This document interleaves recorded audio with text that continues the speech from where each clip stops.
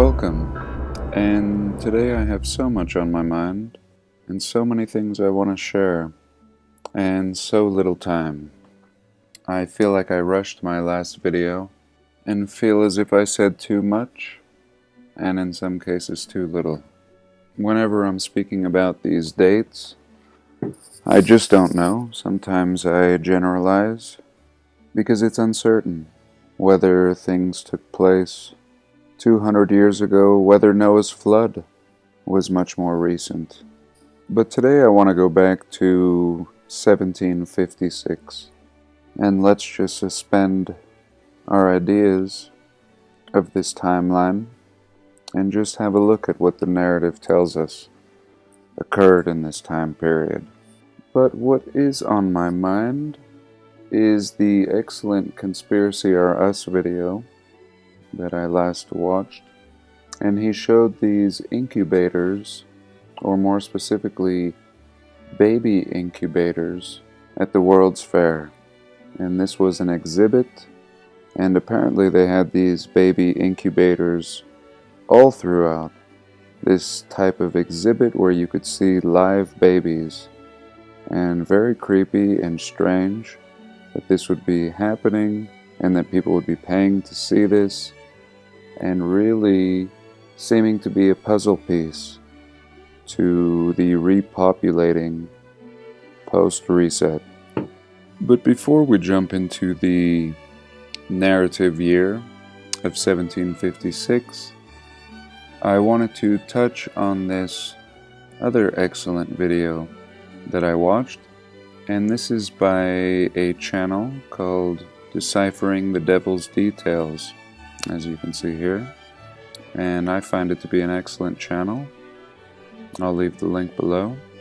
And first, as long as we're here, I'm going to show you this other video that he made, and it's this one here. And here what you can see is a building, an apartment building, and over here you can actually see, I believe, the same building. And he goes into this in great detail, and just at a glance here you can see that this is this building, if I'm correct, or one very similar to it, in St. John, New Brunswick.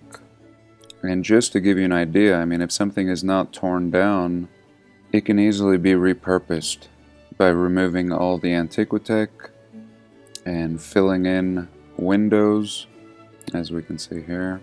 And pretty soon you have a pretty dull looking apartment building, whereas it may have looked more like this in its glory. And in this particular video, he starts off with the lyrics to a Steely Dan song.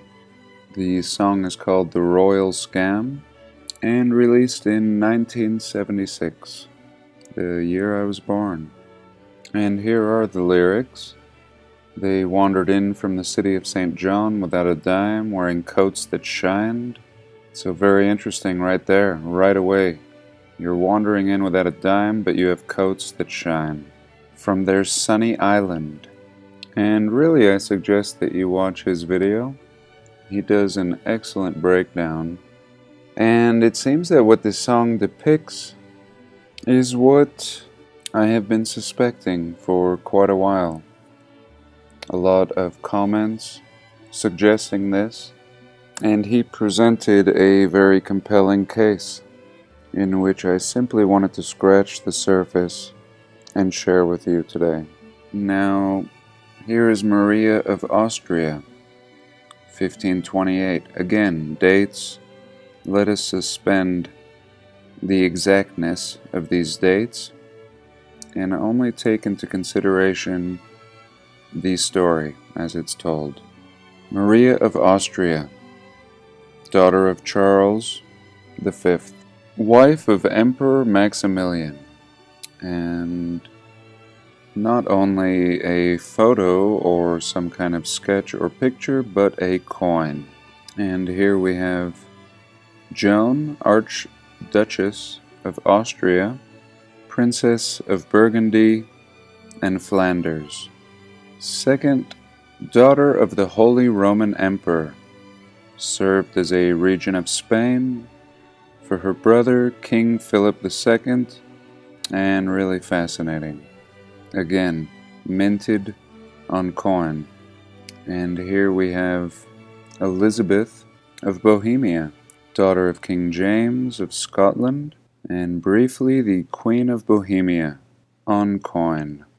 And here again, some coinage with a date of 1601, and perhaps an I, but looking very similar to this one. Not sure. And here a young archer, a young soldier of the Holy Roman Empire during the 30-Year War. Very interesting. Painting, King Richard II of England. And here we see a view of the square with the King's Fountain in Lisbon, Portugal. Amazing architecture in the background, spiraled columns. And here is depicted the King of Portugal. And here is St. Maurice in Magdeburg, Germany. And here is George Augustus Bridge Tower, born in Poland, a violinist who lived in England much of his life, and a Dutch boy in the 17th century. And here are some figures with what seems to be disfigured noses, and we've seen this all throughout our plane.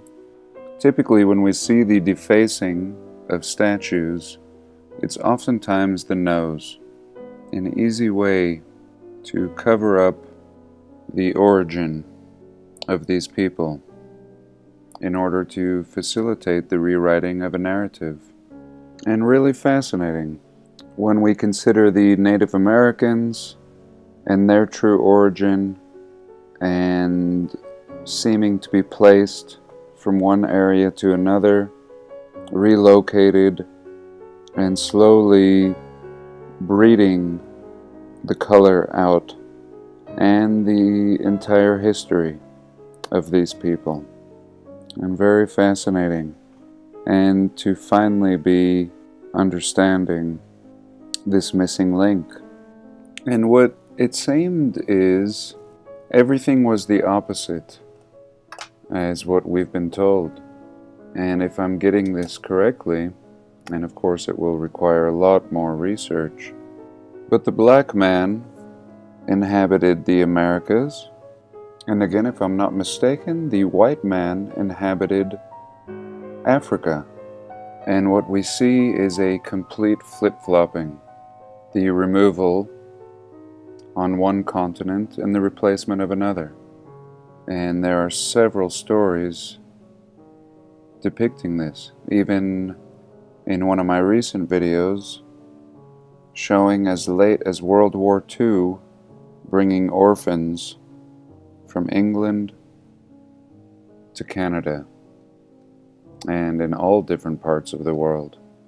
And that brings me to this 1756 World War Zero, also called the 7-Year War. The 7-Year War was a global war fought between 1756 and 1763. It involved all 5 European great powers, plus many of the middle powers, and spanned 5 continents, affecting Europe, Americas, West Africa, India, and the Philippines. And this also included the Americas, and would have been what seems to be the same as the French and Indian War in 1754. So you have this massive world war, which just seems ridiculous in this time period with all the research we've been doing into these different subjects.